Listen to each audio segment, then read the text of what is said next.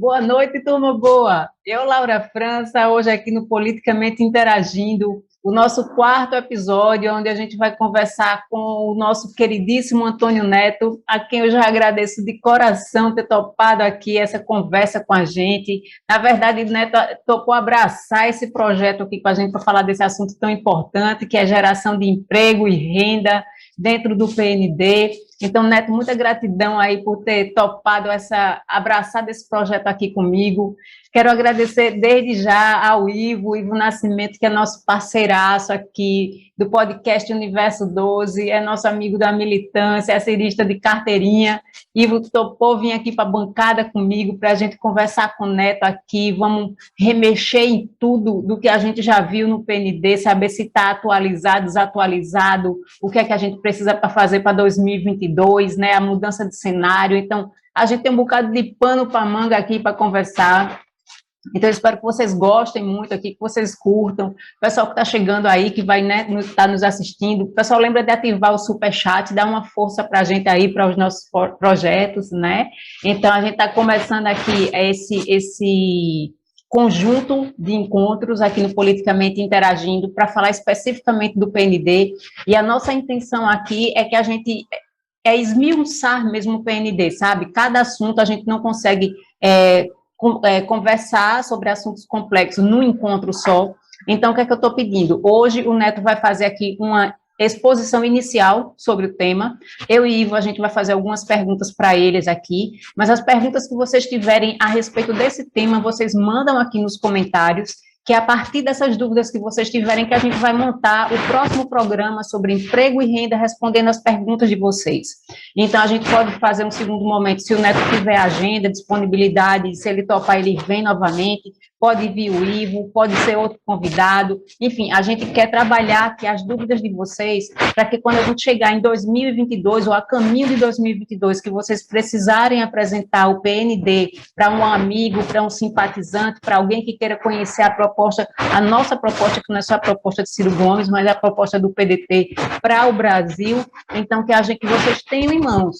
Eu tenho aqui, tu quer saber o quê? Petróleo e gás, pronto, é aqui, quer saber de emprego e renda, está aqui, sabe, o pessoal não gosta tanto de vídeo e tudo, então é isso, a gente está tentando trazer isso para cá, sabe, botar dentro dessa linguagem e tudo, e aí eu espero que tanto que vocês gostem e que vocês curtam, que vocês compartilhem, porque quando vocês fazem isso, vocês ajudam muito o nosso canal, ajudam muito o nosso trabalho.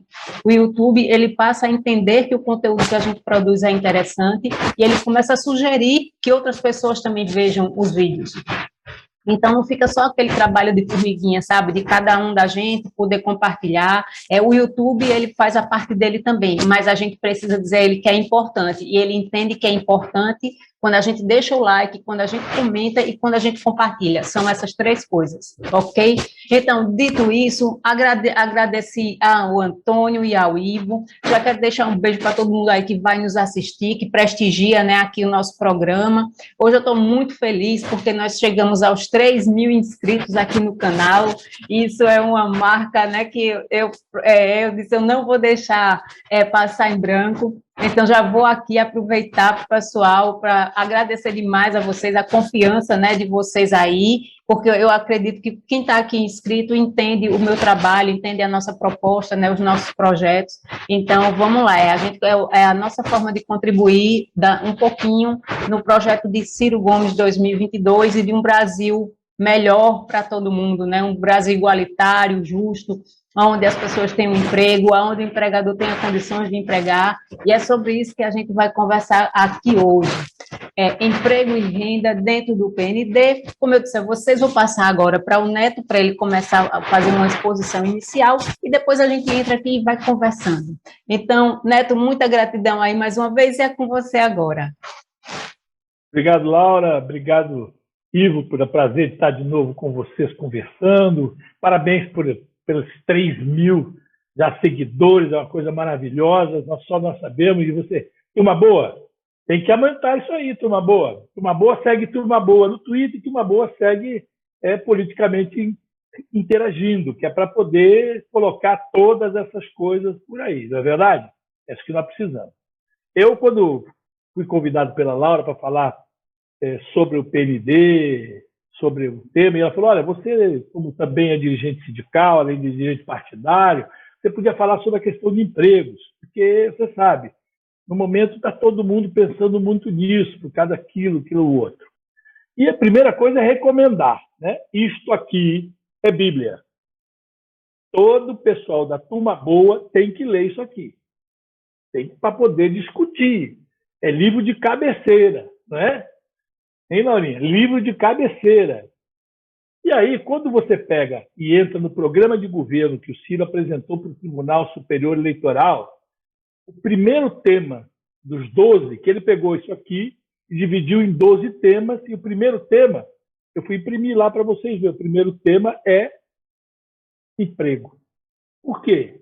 Porque, claro, porque o primeiro passo para mudar o Brasil, e aí a turma boa tem claro isso, e eu espero que você, Laurinha, a gente consiga, depois de você passar por todos os temas aqui, fazer uma amarração final com o Ciro. Uma mesa com... Aí você traz as pessoas que falaram todas as coisas e bota o Ciro para dar uma amarrada. O que você acha dessa ideia? Já pensou?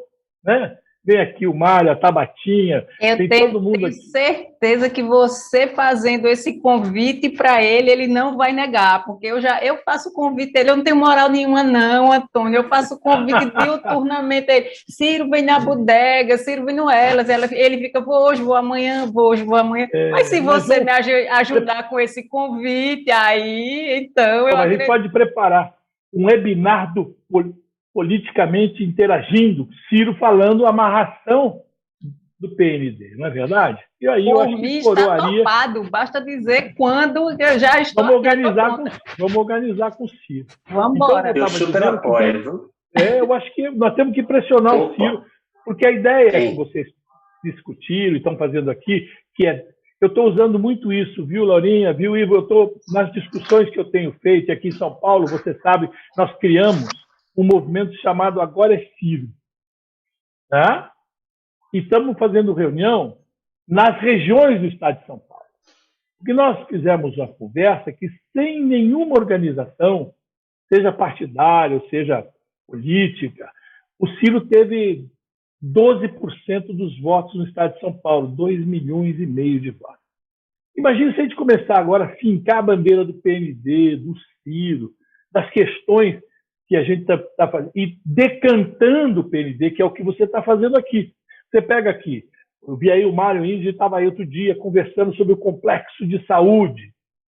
Aí pega lá e vê o seguinte, quando o Ciro falou em 2018 sobre o complexo de saúde, as pessoas ficavam distantes. Ele falava assim, olha, nós estamos com um problema aqui nos fármacos, não sei o quê, nós podíamos montar aqui no Vale da Ribeira uma empresa, um complexo que podia produzir várias coisas que já estão com a patente já definida, já não tem mais patente, então é marca, é prótese, é uma série de coisas, é IFAS, né? Porque a gente está importando IFAS, o Brasil parou de produzir insumos farmacêuticos ativos, aquelas coisas todas. Ele falava, aquilo estava distante.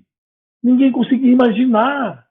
Mas hoje, ó, Laurinha, hoje, quando você falar do complexo de saúde, fala assim, você acha possível, se a gente tivesse o complexo de saúde implementado no Brasil, a gente precisaria estar com esse drama com a questão dos respiradores, o drama com a questão das máscaras, com esse negócio que está faltando agora nos hospitais, que é para entubamento das pessoas, todas essas coisas. Então, a gente começa a mostrar na prática a proposta visionária que o Ciro tem, que é o PND, e que eu posso até dizer o seguinte, único partido e candidato que tem um projeto. Nenhum outro tem. Eu olho para todos os lados e digo o seguinte, olha, esse passado que deu origem ao Bolsonaro, foi o passado que tivemos grandes crescimentos em certas áreas, mas foi perdido porque na parte econômica não combateu o principal, que era o rentismo, não gerou, criou uma dependência, como a gente vai conversar aqui sobre a questão do auxílio social, essas coisas todas, e gerou esse monstro, né, esse fascista, esse genocida, essa pessoa que não tem o mínimo de empatia com o que está ocorrendo com o povo brasileiro. Isso é uma coisa que nós temos que ter claro. Né? Eu posso falar para vocês de coração e de sentimento. Só quem teve um sepultamento com caixão lacrado que vai entender o que está acontecendo nessa pandemia. Enquanto não atingir alguém do seu coração, um familiar seu, e você passar pelo processo de enterrar alguém seu com o caixão lacrado, sem você ter podido identificar o corpo, sem ter podido velar o corpo e assistir em 10 pessoas da sua família, uma distância de 25 a 30 metros, aí você vai dizer que não é, vai mudar de ideia, que é politicagem, que é esquerdopata, que é isso que a gente escuta desse bando de genocida, que são também, eu diria, cúmplices desses 350 mil, 360 mil, que se continuar essa brincadeira, junho vai ser 600 mil mortos. E eu estou falando isso porque dia 2 agora do mês de abril eu sepultei minha mãe com esse tipo de coisa. É inaceitável. Quer dizer, eu tinha uma mãe vaidosa. Queríamos vesti-la bonitinha, maquiá-la, velá-la dignamente. Não pude reconhecer. Não pude vesti-la. O caixão foi lacrado. Eu e minhas irmãs, meus sobrinhos próximos, estávamos ali de longe, vendo sepultá-la. Veja, isto que eu quero dizer é impressionante. É uma cena que, vou dizer para vocês, no fundo do coração, é de uma tristeza ímpar, quando você perde alguém que você ama e passa por esse processo. E 350 mil famílias do Brasil já passaram por isso. E não há empatia por esse governo, não há empatia pelo seu Paulo Guedes, por esses empresários que fizeram uma reunião a semana passada aqui em São Paulo com ele, que aplaudiram, que é uma hipocrisia, que na verdade é uma apologia à morte. Então, nós discutimos o PND, decantá-lo, mostrar para a turma boa, e que a turma boa tenha instrumentos para poder discutir com a população mais simples, algo que para mim, para você, pode ser até simples quando a gente lê aqui, pô, ficou claro, mas como é que você correlaciona isso com o dia a dia? Então, quando nós disputamos a eleição em São Paulo, aqui o ano retrasado, e que nós vimos, né, que você, ao discutir, você precisaria fazer um plano municipal de desenvolvimento para você mudar essa correlação de força, esse processo que a gente vê nas grandes cidades, é que você vê a necessidade de um projeto. E nós temos o prazer, temos a condição de olhar temos um projeto nacional de desenvolvimento. Alguém que está olhando o Brasil na sua forma holística. E o Ciro tem essa visão holística de tudo. Então, o primeiro passo, como ele coloca, é geração de empregos. E aí, para mudar o Brasil, tem que gerar empregos. Veja, e por que a gente indica como primeiro passo sendo fundamental? É só olhar. Em janeiro deste ano, o número de desempregados no Brasil chegou a 14,3 milhões de pessoas. Veja, olha que loucura. 14,3 milhões de pessoas. Além do desemprego, tem milhões de pessoas, aproximadamente, o Ciro fala muito bem isso, 33 milhões de pessoas que, com a dificuldade da crise, foram empurrados para o trabalho informal. O que ele fala, às vezes, que as pessoas até falam, oh, não pode falar isso, vai para o biscate, né? Porque biscate é uma palavra que certos setores, certas regiões do Brasil é uma palavra feia, mas biscate é você quebrar o galho, resolver um probleminha aqui, um problema ali, improvisar para resolver um problema, não é isso? E ganhar um troquinho com isso. E, além disso, né, esses caras, além de ter sido empurrados para a informalidade, não tem garantia legal nenhuma, tem a qualidade de vida prejudicada, porque ele não tem certeza que ele vai voltar para casa com qualquer recurso. Só para vocês terem uma ideia de alguma coisa, para vocês fixarem o que significa isso, tem uma categoria que eu gosto muito de trabalhadores, que são os trabalhadores movimentadores de mercadoria. Né? É uma categoria sofrida, aquele que lomba sacos dentro do SEASA, lomba sacos para carregar e descarregar caminhões na cidade, não é isso? A gente tem uma categoria muito sofrida. Pois bem, quando você está entrando em qualquer cidade, pela estrada que você vem vindo, você vê algumas pessoas paradas na beira da estrada com uma fogueirinha e ficam levantando a mão para o caminhão. Esses são os chapas. Ficam lá desde madrugada, esperando a possibilidade de um caminhão pare para que ele entre nesse caminhão e vá até o ponto de descarga desse caminhão, seja o Ceasa, para ele ganhar 10, 20 reais. E lombar sacos de 60 quilos nas costas e descarregar. Então, esse é o bico, né? É o tal do bico que a gente falou, é o tal do biscate. E eles estão lá esperando, então não tem garantia nenhuma, não tem nenhuma garantia e tem a qualidade de vida prejudicada, porque ele pode passar o dia ali e não aparecer um caminhão para ele descarregar. É verdade? E para completar esse cenário alarmante, o IBGE está dizendo que tem quase 6 milhões de pessoas. Ele fala em 5,9, eu estou quase arredondando, de pessoas aí do Brasil que afirmam estar desistindo de procurar emprego. Ou seja, daqueles 14,3 milhões de desempregados, são as pessoas que estão entrando e saindo pelo CAGED, mas tem 6 milhões que falam, não vou procurar mais emprego, eu desanimei de procurar emprego. Aliás, a gente tem encontrado aqui, e em São Paulo, uma grande discussão era o passe do desempregado, porque ele, às vezes, não tem dinheiro para pegar uma condução para ir procurar emprego. Então, ele está desistindo de procurar emprego, por conta de várias coisas. Uma delas é essa, que não tem dinheiro para poder se locomover, nem para lanchar ou para passar o dia. A outra é porque ele tem baixa qualificação, falta de oferta de trabalho perto do local onde ele reside, né? E também pela falta de vagas adequadas para ela. Ou seja, veja, você somando 33 com 6 dá quase 40, com mais 14, 64 milhões, 54, 55 milhões de pessoas, de um total de 109, 110 milhões de pessoas que são a PEA, a população economicamente ativa, aquela que pode trabalhar. Então, esse dado nos ajuda a compreender a dimensão do cenário que todo dia nós conhecemos e vivemos. E vemos que a coisa está... Mas para decodificar ainda mais, tornar esse contexto mais amplo, vamos pensar também no seguinte.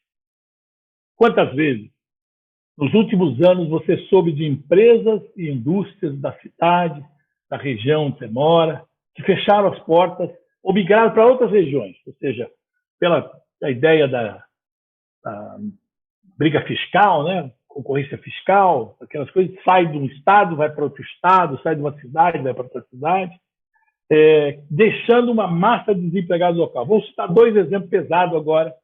Foi a Ford agora na Bahia e outra foi a LG lá em Manaus. Vejam você que coisa louca. Quase 100 anos aqui, a Ford tem 70 e poucos anos, quer dizer, direto e indiretamente, vê a quantidade de trabalhadores que, por força de uma política equivocada, de uma política não organizada, né, sem segurança para as empresas, para os investimentos, o que ela faz? Ela fecha as portas. E isso tem muito a ver com essa tal da política criada por esse governo de liberdade econômica, em que, então, a empresa não tem problema. Então, para que eu vou produzir no Brasil se eu posso produzir em qualquer outro lugar muito mais barato, sem exigências ambientais que o Brasil tem, sem legislação trabalhista que o Brasil tem, eu vou trabalhar em qualquer lugar aí que me dê condições e produzir o mesmo carro e exportar para o Brasil. Olha que coisa louca. Isso é a primeira coisa. A segunda, quantos de nós, né, conhecemos pessoas que já trabalhavam em empregos nas indústrias, nas fábricas, parques tecnológicos, vagas com melhores salários, que hoje em dia trabalham em escritórios, no comércio, vendendo, revendendo, comprando produtos simples, que inclusive são produzidos fora do Brasil. Quantos pequenos empresários a gente conhece que gostariam de investir mais em seu negócio e, no entanto, esbarram nas boas oportunidades de investimento e nos altos impostos, né? E aí você tem o crescimento do rentismo, que cada vez mais é mais vantajoso aplicar o dinheiro no rentismo do que aplicar na produção. Então, essa situação ocorre agora, apesar de a gente já ter tido um parque industrial enorme, consolidado, que já, é bom lembrar, chegou a 30 e poucos % do total das riquezas produzidas no Brasil. Então, dentro do nosso PIB, a indústria tinha 30%, hoje tem menos de 9%. E diminuindo, fechando as coisas para lá e para cá. Então, esse é o principal, e a gente começa a olhar da necessidade de você ter um projeto, né? E o setor de serviço, que emprega a maior parte dos brasileiros, de norte a sul, aí, de todo canto, está começando a enfrentar as ameaças e as dificuldades do crescimento. Ou seja, não adianta você ter loja, ter restaurante, você ter todas as coisas se não tem renda. Vamos olhar o que fez Biden agora para discutir com a história lá dentro. Ele diz o seguinte: o maior crime cometido pela política neoliberal americana foi destruir a representação sindical. E ele faz um projeto em que ele diz o seguinte: a questão da negociação coletiva, o respeito ao direito dos trabalhadores, a contratação coletiva, e começa enfrentando até a Amazon, no sentido de que ela permita com que os trabalhadores possam debater livremente a possibilidade de ter um sindicato dentro dele. Vejam vocês que coisa estranha. E eles que foram. Por quê? Porque você tendo a representação sindical organizada, você força com que as melhores condições de trabalho, uma contratação coletiva, melhores salários, ao invés do que ocorreu nos últimos anos nos Estados Unidos, que houve uma concentração brutal de dinheiro na mão do rentismo e o salário cai. O poder de compra dos americanos caiu muito. Então, o que o projeto do Ciro propõe e vai fazer? Essa é o que a gente tem que dar resposta para isso. Resolver essa situação grave é tema fundamental das ideias aqui, tanto do projeto nacional como do programa de governo. Ele está colocando isso todo dia em debate. Né? Outro dia, o presidente da República, num desabafo, falou: eu não sei, eles caras aqui, está tudo muito difícil, eu não sei o que fazer. Aí, para nosso gáudio, né, nosso prazer, Ciro vai às redes sociais e diz: espera aí, cara, faz isso, dá receita de bolo. Da onde pegar, como pegar, o que precisa fazer, que tipo de legislação precisa fazer. E mesmo assim, esses caras não usaram nada. É brincadeira? Então, essa é a grande virtude que o Ciro tem, né, na preparação desse projeto nacional. Ele quer resolver e tem as soluções. E aí ele fala o seguinte: qual é o objetivo, principalmente nessa questão? É juntar o Brasil que trabalha, né, dando oportunidade aos indivíduos, e o Brasil que produz, dando condição favorável para que os meios produtivos possam voltar a crescer. Ou seja, a reindustrialização do Brasil. Rediscutir. Né? Duas pontas que não podem estar soltas. Todas duas têm que ter uma visão estratégica, né? E olhando para o Brasil, olhando para o país, que essa é a grande diferença de um projeto nacional de desenvolvimento. Né? Quando ele explica até por que é um projeto, por que é nacional. Então, ou seja, tem começo, meio, fim, tem pontos de controle. Então, e ele tem que ser um projeto que esteja preocupado com o que é produzido aqui, do ponto de vista econômico, com a realidade dos cidadãos e do ponto de vista social. Então, o que isso requer? Lideranças políticas. E o Ciro tem reunido com lideranças políticas, essas lives que ele tem feito na universidade, hoje mesmo parece que ele estava na USP, ou na televisão, ou nesses webinários todas aí, ele tem apontado a necessidade de reindustrializarmos o Brasil. Recuperar as empresas, principalmente a indústria da transformação, empregos e produtos feitos no Brasil. Você sabe que você precisa de 1 tonelada de grãos para você comprar um chip de computador. Quer dizer, é desproporcional essa coisa. Né? O Ciro também é o único cara, e aí ele, toda a equipe, que ele hoje está abrindo bem o leque, dizendo: nós temos uma equipe grande aqui de pessoas que me assessoram economicamente, me assessoram nas diversas visões, nas análises, cada dia. Né? Ele vê essa questão como algo a ser planejado de modo estratégico, para além de medidas esparsas, temporárias, como já se tentou várias vezes aqui. No Brasil é o seguinte: precisa resolver isso, resolve isso, só que daqui a pouco perde-se tudo, porque não tem uma cadeia produtiva, não tem uma orientação estratégica. Né? Então, além de reindustrializar o país, será preciso fortalecer setor de serviços intensivos, principalmente daqueles em conhecimento que empregam funcionários capacitados. E aí passa por aquilo que eles estão fazendo, porque tudo que ele fala, ele tem de onde mostrar. Né? Então, se quer capacitar as pessoas, como é que ele está fazendo com a juventude no Ceará? Né? Como é que o Ceará tem cuidado da escola? Quando vocês forem conversar aqui sobre educação, né, que é um dos projetos, dentro do PND, educação que é fundamental, você vai ver que ele possa fazer essa questão, que seja, vamos reindustrializar, mas fortalecer serviços intensivos em conhecimento, que emprega o funcionário mais capacitado nas diversas áreas pelo país afora. Ou seja, começar a pegar esses complexos, os 4 que ele tanto fala, né, pegar esses 4 complexos, espalhar para o Brasil e aproveitar a capacidade nossa de fazer a coisa. Esses 2 pontos, para nós, né, tem que olhar o que ele sinaliza.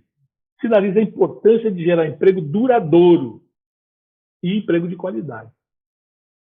Diferentemente de focar nessa vaga de emprego, que não muda a estrutura da vida das pessoas. Então, parece que precisa disso, faz sempre pontualmente. O projeto não, ele é consistente, ele vai dar condição. Por isso que vai mudar as questões quando ele pensar na questão da reforma, né? As reformas que são previstas, se você for ler lá dentro do Projeto Nacional de Desenvolvimento, plano de governo que o Ciro montou, ele começa a questão do equilíbrio fiscal, a reforma fiscal, tributária e previdenciária, que ele já discutia lá. Todo mundo fala, não, o Ciro tinha sim, mas contemplava a garantia dos direitos de quem já tinha os direitos, né? A reforma orçamentária, começar a mexer uma reforma da gestão pública, tudo isso para dar condição para investir nesse setor e também fazer a mudança tributária para o meio produtivo. Ou seja, hoje ele brinca muito com isso. Como é que pode o Brasil não tributar lucros e dividendos? Então você tributa barbaridade, a empresa tributa o capital lá todinho e depois do lucro e dividendo vai tudo embora sem uma tributação. Ele quer inverter, reduzir o imposto, reduzir a tributação de quem produz e aumentar a tributação de renda daqueles que estão ganhando. Ele até usou um exemplo muito claro, que é bom lembrar, que de repente o Banco Itaú divide não sei quantos bilhões de reais para 5 famílias sem tributar 1% de imposto de renda. Enquanto um trabalhador, como você, como eu, que recebe um salário, a R$ 4.600 já paga 27,5% de imposto. Isso não está certo. E ele brinca, né? Só tem 2 países no mundo, né? A Estônia e o Brasil. E pasmem vocês que estão nos ouvindo, a Estônia já está revendo isso, viu? Porque está se achando que ficou sozinha no mundo com o Brasil, está errado. E ele diz muito bem, nós tributávamos isso aqui, até o imposto de transferência de bens, ele já tributava quando ele foi ministro da Fazenda, Fernando Henrique tirou, o Lula petismo manteve, ou seja, todas essas coisas. Então, ele aponta claramente de reduzir impostos que incidam sobre o processo de produção e também começar a pensar numa taxa de juros mais baixa para que poder financiar a produção e uma taxa de câmbio mais competitiva para que o Brasil mantenha uma boa relação com o interior. Então, com o exterior. É aquilo que ele dizia, né? Com esse ministro que estava aí de Relações Exteriores, é o anti-Brasil, né? É o que fechava as portas para o Brasil na relação internacional. E o Brasil, como é um país que tem um agronegócio fantástico, que exporta a barbaridade, você fechar as portas é muito complicado. Então, precisa pensar nessa questão da relação mais competitiva para o Brasil em relação ao exterior. Também uma mudança tributária. Eu acabei de falar que precisaria fazer uma reforma tributária. Então, essa reforma, os trabalhadores também é necessária. Ou seja, nós não podemos permitir ficar com essas faixas de imposto de renda. Você precisa dar também renda para o trabalhador. Você sabe que está mais de 130% a defasagem da tabela do imposto de renda. Olha que loucura. Mais de 130%. É só somar. O Fernando Henrique não corrigiu a tabela de imposto de renda durante 8 anos. O governo Lula corrigiu a tabela de imposto de renda pela meta de inflação durante algum período. Dilma fez um pedaço e depois parou. E aí, se você somar a inflação de todo o período, você vai ver que essa tabela está funcionando. Então, a classe média mais pobre são todos hoje sobrecarregados. Nós sabemos o peso dos impostos sobre consumo, e aí é outra coisa pesada que o projeto para gerar emprego é como é que pode? O quilo de arroz, os impostos que estão no quilo de arroz, é o mesmo arroz que come o rico, é o mesmo arroz que come o pobre.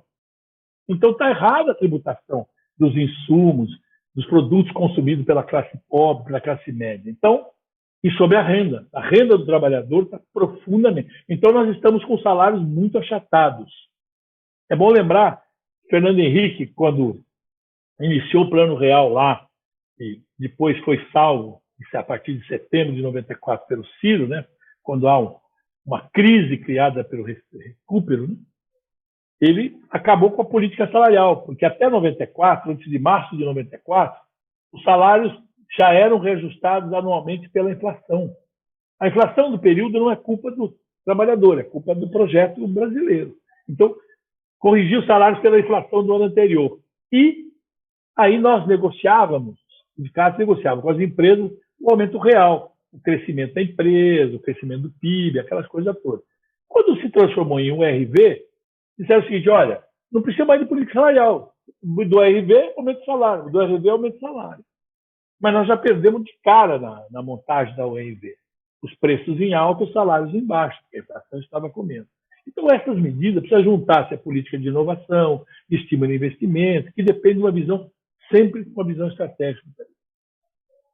Não sei se está indo bem, está nessa linha aqui. Hein? Vê aí. Bom, o projeto nacional. Por mim está excelente, pode ir por vontade. Eu até ia fazer uma pequena intervenção enquanto você estava falando, mas depois eu desliguei o microfone. Segura você aí. falou do imposto de renda. Deixa nas anotações aí para gente, quando a gente pegar para de cascar o Neto aqui. Vai, Neto. Vou arredondar. O que nós defendemos? O que é o projeto que o Ciro está apontando para todo mundo, e aí as pessoas ficam dizendo: o Ciro é muito distante, não sei o quê. Não, por isso é importante esse programa, por isso é importante a turma boa se apropriar dessas informações.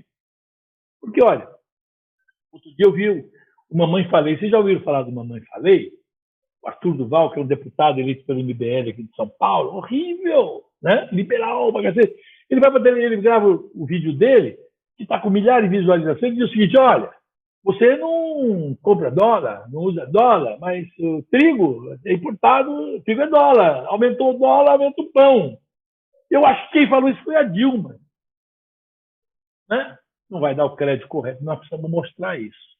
Essas correlações das coisas, essa mudança dessa política de importação de combustíveis que afeta sobremaneira todos os trabalhadores, que é o preço do ônibus, é o preço da gasolina do carro, né? Todas essas coisas. Então, o projeto nacional que nós defendemos, que queremos que todo mundo conheça, indica pelo menos 4 setores. Ele bota aqui as 4 grandes áreas nossas, né? Que o Brasil pode começar uma grande mudança, gerando aqui mesmo empregos, empresas, indústrias, equipamentos, insumos, utensílios que hoje em dia são gerados em outros países. Né? Vou dar um exemplo agora da saúde. A gente importou máscara da China. A gente importou respirador da China. A gente está importando IFA, o insumo farmacêutico ativo para produzir a vacina. Né? E aí, todos isso são comprados por nós e preço maior, porque o dólar, do jeito que está, gera um problema grave. Então, você vai ter que fazer um processo. Né? Nós temos que implantar essa mudança para poder converter para o nosso próprio país, né?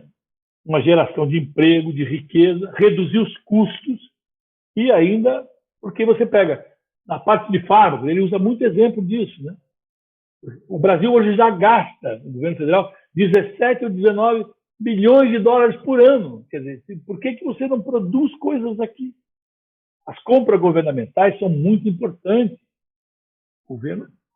Então, se você apontar para poder fazer com que as empresas brasileiras produzam, eu lembro que anos atrás a gente discutia qual é a parte dentro de qualquer produto, pode ser multinacional, não tem problema nenhum com elas, mas quanto tem de produto nacional dentro dela?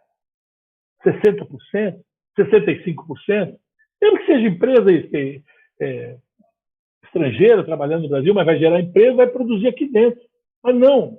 E agora passa a não produzir nada no Brasil e importa tudo. Então custa mais caro tudo. Então é isso que a gente precisa implantar, essa mudança, para reduzir custo e ainda despesa. Mas o Ciro vai além. E essa é uma coisa que nos encanta no Ciro, e a angústia que ele está, eu não sei como é que ele está dormindo, viu? Quero que vocês pensem comigo, porque ele sabe que tudo isso que está acontecendo poderia ser evitado. Não precisaríamos ter 350 mil mortos. não precisaríamos estar com esse desemprego, não precisaríamos estar com essa, eu diria, esse desespero nacional que nós estamos, porque tinha solução. E soluções simples, não são nada complicado. Solução que ele já fez, solução que já está testado. É só ver como é que foi. Niterói, por exemplo, deu um bom exemplo disso, como é que usou o Fundo Soberano no momento da crise para os seus munícipes, como é que o Ceará está reagindo, todas essas coisas. Então, ele pensa o seguinte, ele vai muito além e cita quais seriam os 4 setores, né? Que pode transformar e formar os complexos industriais que a gente fala. E isso a gente tem que bater todos os dias, porque a gente tem expertise aberta nisso. Petróleo, gás e bioenergia é o primeiro. Né? Veja, os caras estão vendendo as nossas refinarias, estão vendendo as distribuidoras, estão vendendo tudo. Agora querem vender a empresa que produz água, liberar a produção de esgoto, todas essas coisas. Né? Outra coisa muito importante, depois do petróleo, gás e bioenergia, é a agroindústria. E aí a gente tem que olhar com cuidadinho, bem assim, né? Você sabe que toda essa riqueza de exportação, então, esses caras não pagam porra nenhuma de imposto. É isento de imposto. É uma loucura, até previdência. É isento de imposto. Então não é à toa que você vê que esses agroindustriais têm muito dinheiro. E mesmo assim esses idiotas ficam brigando com os principais países importadores dos nossos produtos. Né? Então, a gente já tem um protagonismo natural, e aí é melhorar essas coisas. E aí começar também a investir naquilo que a gente chama da agricultura familiar, e você organizar a agricultura familiar no Brasil. Com isso você também assenta pessoas no campo, e você com cooperativa, com auxílio técnico, nós temos o expertise muito disso, né? De poder ajudá-los nessas coisas todas. Defesa e inteligência é outro complexo que ele fala muito. É só ver, são as áreas que trazem potencial de inovar. O Brasil é um dos poucos países do mundo, turma boa, que produz avião. É ver o que foi a Embraer nesse processo todo e o que eles fizeram de Temer para cá para destruir esse complexo aeroespacial nosso, não é isso? Então também tem aí, além de inovar, criar novas tecnologias para o país, essas coisas todas. Saúde. Vocês debateram bastante aqui o Marinho, né? Para transformar a necessidade de fabricação de remédio, de tratamentos, no investimento nacional de produção, formação e emprego aqui. Né? Lembrar, o Ciro avisou isso. A gente tem que ter claro que os problemas da incapacidade da indústria brasileira para suprir a escala nacional. É uma coisa louca. Nós estamos vivendo um momento que é fácil decantar o Projeto Nacional de Desenvolvimento, porque em todas as áreas que a gente está falando da indústria aqui, da nacionalização das coisas, o projeto nacional, você agora, com a crise, ficou valendo. Quando a gente fala de um serviço público bem, né, cuidado, representativo, né? Quem é que está dando conta aí na questão da vacinação, na questão do tratamento da Covid nos hospitais, seja na segurança pública, nos bombeiros, que os caras não queremos Estado mínimo, né? Mas quer segurança. Como é? O Ciro e turma boa, toda vez que falar de Estado mínimo, você pergunta que Estado você quer. Porque eu andando pelas favelas de São Paulo, que hoje a gente chama de comunidade, lá não existe o Estado. Então eu pego para esses Amoedo, o pessoal do Novo, que arrotam couve aí dizendo que precisa ter o Estado mínimo, vai morar na favela. Lá não tem Estado, lá não tem segurança, não tem saúde, não tem educação, não tem água potável. No momento da maior pandemia da história do Brasil, nos últimos 100 anos, vamos lavar as mãos. Aí você chega na casa do barraco, não tem água encanada. Como é que pode? Vejam vocês como dá para você puxar, decantar o Projeto Nacional de Desenvolvimento para mostrar para qualquer nível de pessoa a discussão da necessidade de você transformar. Então, eu acho que com a indústria forte, a gente já poderia ter abastecido ao mercado interno, mercado externo, né? Necessidade real de geração de postos de emprego. A gente pode discutir aqui na parte de verde, né, que falam tanto, ecologia, gera tantos empregos, né? Administrador de parque, cuidador de parque, Você tem tanta coisa. Agora, você tem um momento que, quando a gente assumiu o governo em 2023, Ciro presidente, você vai estar num país destroçado. A gente usou uma frase aqui, que é bom você me ajudar para ver se eu estou correto nisso. Todo mundo ouve muito falar, um ditado, que depois da tempestade vem a bonança, não é isso? Na economia não existe isso, não, viu? Depois da tempestade vem o caos. Como é que você vai organizar o Brasil com essa miséria, com essa fome? Porque esse governo, com esse auxílio emergencial aí de R$ 150, ele está terceirizando para a sociedade civil a história de dizer com solidariedade, e as grandes canais de comunicação estão incentivando a solidariedade do povo para doar alimentos para que possa dar comida para aquele que está passando fome, ao invés do governo. Né? Eu brinco sempre, o cara fala assim, olha, o que é bom para os Estados Unidos é bom para o Brasil. Você já ouviu isso? Os Estados Unidos está fazendo lá 1,9 trilhão de dólares, né? Aplicados na veia da economia americana, dinheiro na mão do trabalhador que está desassistido, desempregado, para que a economia possa rodar. Então, não é cuidar só da saúde, é cuidar da saúde, das pessoas e também das empresas. Veja, há um ano atrás, em março do ano passado, nós tínhamos 200 mortes por Covid. Na briga do Congresso Nacional, nós aprovamos um auxílio emergencial de R$600 por 4 meses, depois replicamos mais 600, e os últimos 4 meses foram de R$300, já enfrentando esse genocida que propondo para reduzir. E também um projeto de auxílio para as empresas, ou seja, você faz uma redução de salário, redução de jornada, que você precisa diminuir, botar as pessoas em casa, essas coisas todas, a empresa paga uma parte e o Tesouro pagava outra parte. Lembram disso? Nós tínhamos 200, vou repetir, 200 pessoas mortas. Um ano depois, nós estamos com 350 mil mortos. O caos espalhado pelo Brasil com as variantes de cepa que está se espalhando cada vez mais. Eles vêm com um auxílio de R$150 por 4 meses. E nenhuma ajuda para as empresas.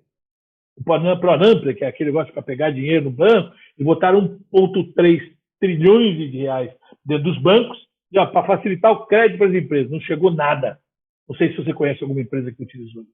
Então, nós vamos precisar cuidar desse colchão social, né? Seguro-desemprego, ver como é que utiliza o fundo de garantia, estabilidade, que só a CLT fornece, por isso que precisamos nos organizar para tudo isso. E a grande virtude que a gente vai ter, quando for dia 1º de janeiro de 2023, que a gente vai ter um presidente que tem altivez, que tem capacidade de dialogar com trabalhadores e com o setor produtivo, para poder combinar com isso. Sem contar como eles também sabem conversar com o setor político, com o parlamento. É isso que nós estamos precisando. Por isso que nós precisamos fazer isso que nós estamos fazendo aqui. Debater o PLD, fazer do PLD com que as pessoas possam compreender da sua aplicabilidade imediata e da solução que ele dá para os problemas. E é por isso que a gente está aqui para conversar. E o Ciro tem. Se você pegar lá o primeiro, ponto 1, geração de empregos, ele vai falar de tudo isso para que a gente possa fazer. Então, eu acho que é só para dar um pontapé e agora me submeter aqui a vocês, meus amigos. Me submeter para debater, que eu adoro conversar com vocês. Turma boa, onde vocês me chamarem, pode ter certeza que eu estou.